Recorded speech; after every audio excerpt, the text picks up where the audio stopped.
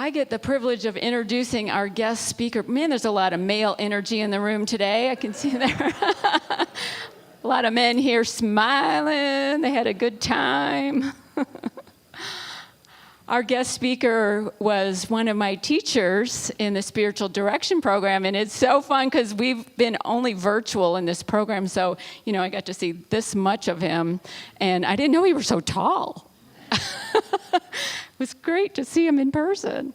So Dr. Rick Diamond is a teacher, facilitator, writer, artist, minister. What else do you do? Troublemaker. And I've heard fabulous and amazing and fantastic and lots of other adjectives from the past couple of days. So I'm so pleased and thrilled to introduce Dr. Rick Diamond. Come on up.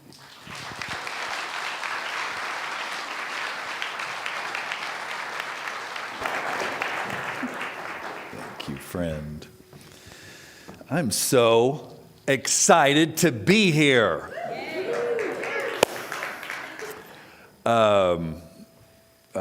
Sue is amazing in the spiritual direction program, and we just hit it off from the very beginning. And then when she emailed some months ago and said, would it be okay if my husband contacted you about leading a men's retreat for our spiritual community in March? I think I just replied in all caps, yes! And Kevin, you and your team did an amazing job of facilitating and leading this retreat. Thank you. Thank you, thank you, thank you. I'm so happy to see so many faces of the men that I got to hang out with. My brother and dear friend Steve Finnick and I had the joy of, you can't talk about the things that happened at the men's retreat. The first rule of men's retreat is you don't talk about men's retreat. But there's pictures of how we were, especially Steve and David over here, transformed the space so that we could feel it differently and enter our space differently. And so it was really wonderful to be here, and thank you for that. Put your whole, do you know the song, The Hokey Pokey? Put your whole self in, take your whole self out, put your whole self in, and you. That's it, and that's what it's all about. When I think about the spiritual journey that is meaningful, I think about how so much of the messaging that we receive and that I've received and maybe you've received is about being bad.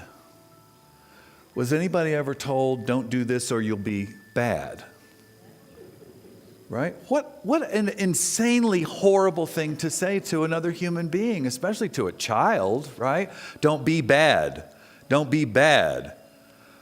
Eddie Izzard, the actor and comedian, who says, when you say to a dog, bad dog, surely the dog is thinking, what could I have done to be bad? How bad a dog do I have to be a bad dog? I mean, I ate an extra biscuit. How does that make me a bad dog? Don't you think our souls feel the same way? What do you mean, bad? What does that even mean? I grew up in Texas, and my mother grew up in Central Texas, and she was the child of farmers and bricklayers and simple people. And her mother, Inez, who talked like this, and I mentioned to the men, she smoked Camels unfiltered, and I never had a cake. Granny was not a cake baker. Do you know what I mean? Like, when I got to be older and found out that other kids' grandmothers baked them cakes, I was like, what does this even mean? My grandmother, Inez, when my sister and I would get there, kids, don't put those bags down. Put them back in the bag. That's not your room. Oh, can I say damn it? Oh, damn it. Oh, damn it. Like that was our greeting to her home. It's very... Don't touch that. Don't touch that. So my messaging from my family of origin was that there is any number of things which if I do them, I am bad. One more time. Anybody know what this felt like if it's not your family of origin, it's in our culture, right? You smell bad. You don't look right. You're too big. You're too little. You're too whatever. And we grow up with these messages that tell us this is what is good and this is what is bad. And I think what happens over time is that we seal parts of ourselves off. Do you know what I mean? And we hide, repress, and deny, you know that language, parts of ourselves, because somehow they're going to be bad.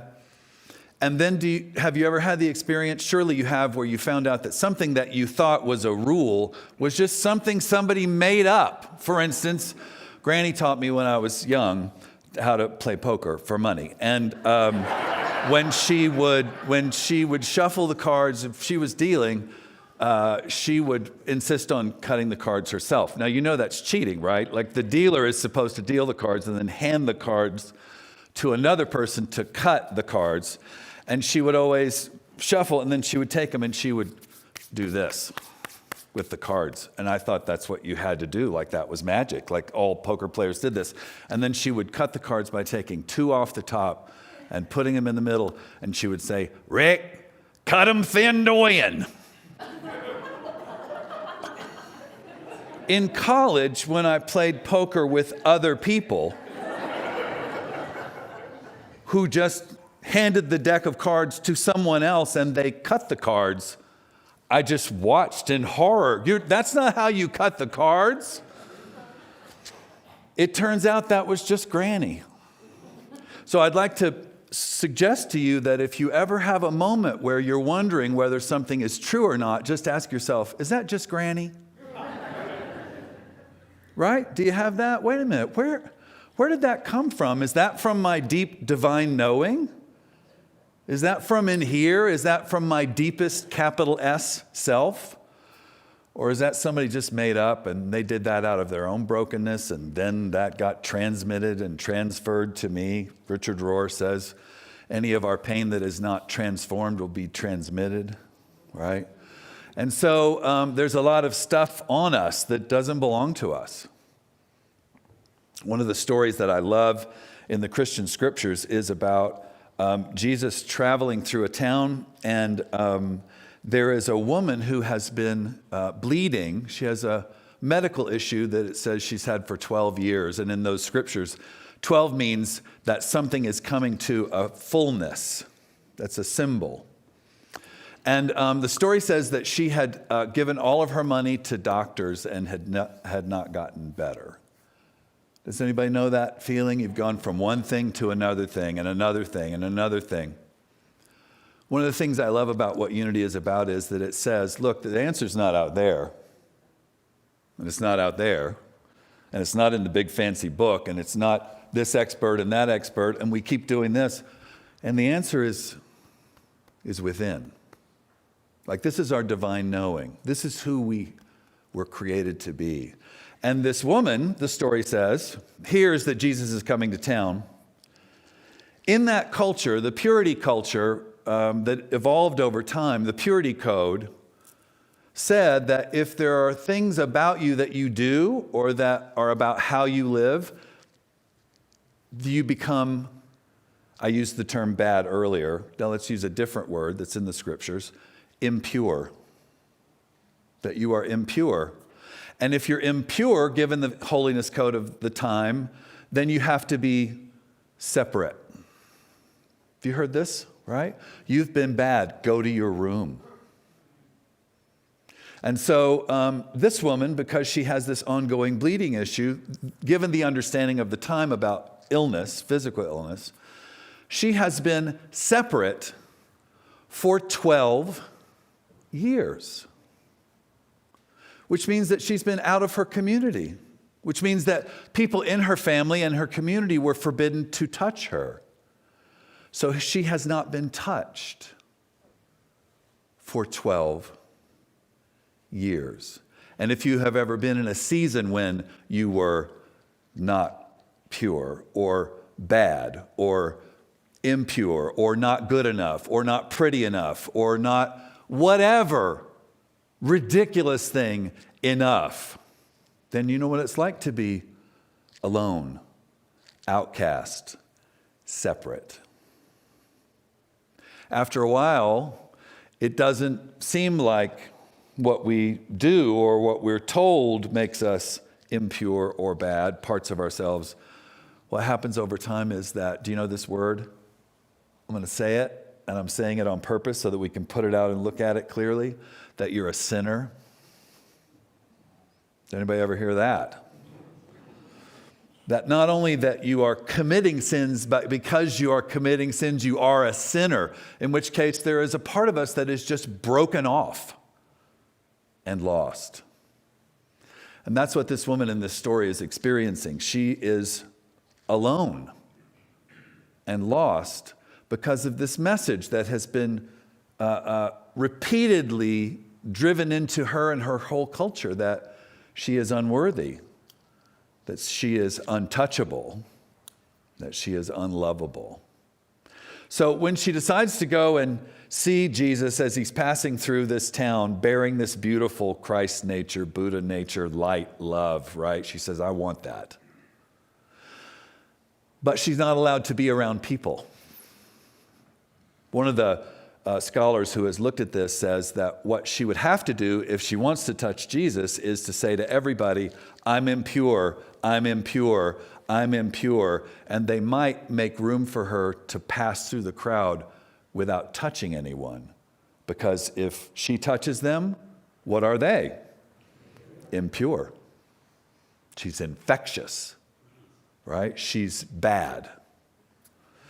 So, I don't know if this will mess up the thing. She crawls through the crowd, hiding.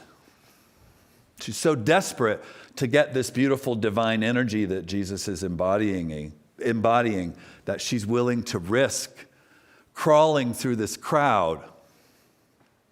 I love this moment when she thinks, if I just touch the hem of his cloak, if I just touch his clothes, I don't even have to get him to pay any attention to me, then I will be healed.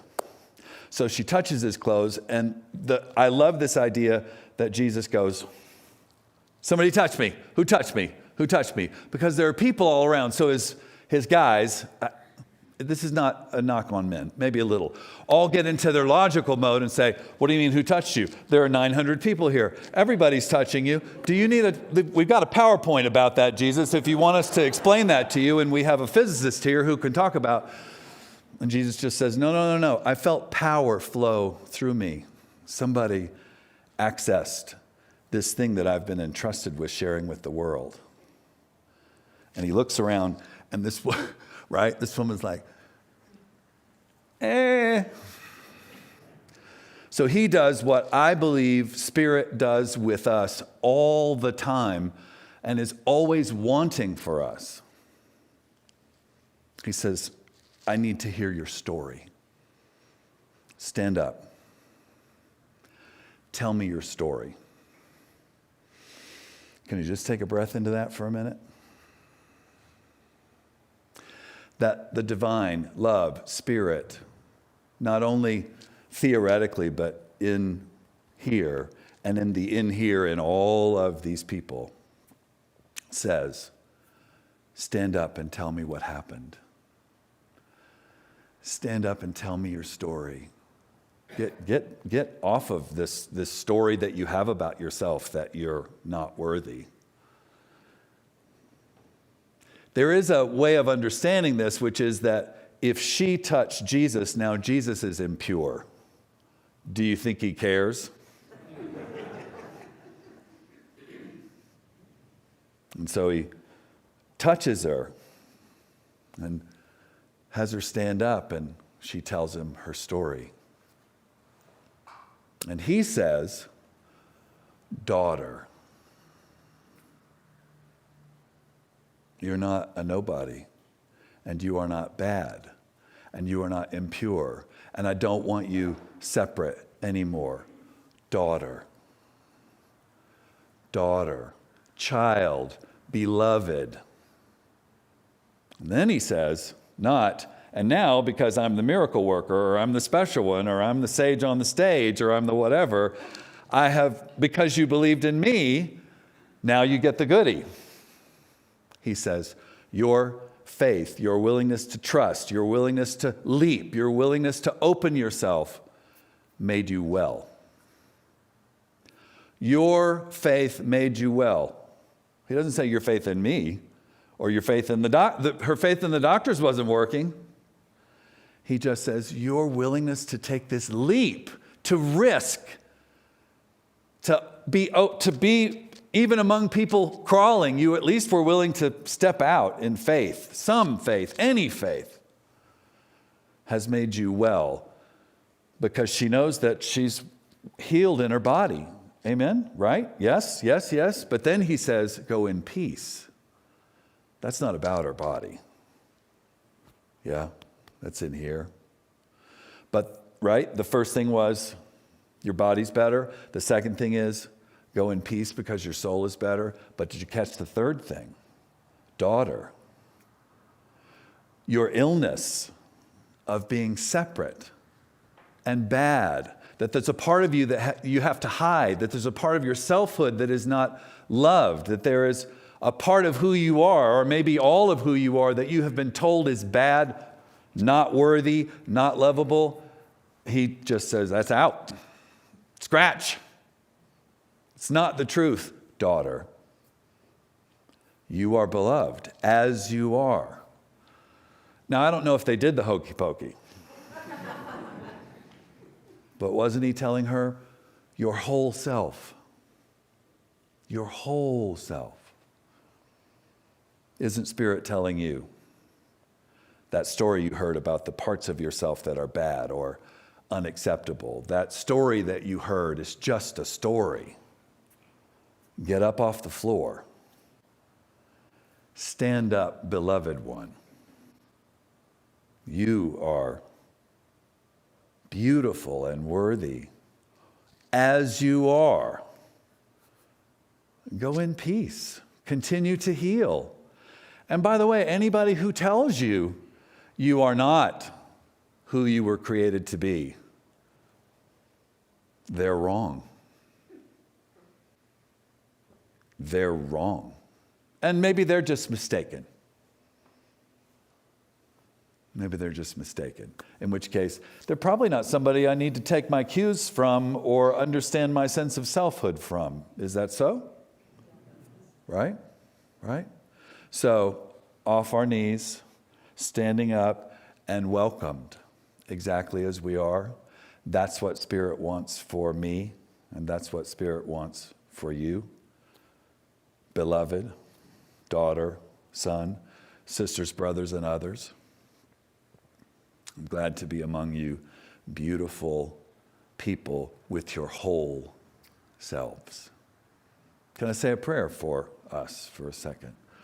So I want you to keep your eyes open for this prayer.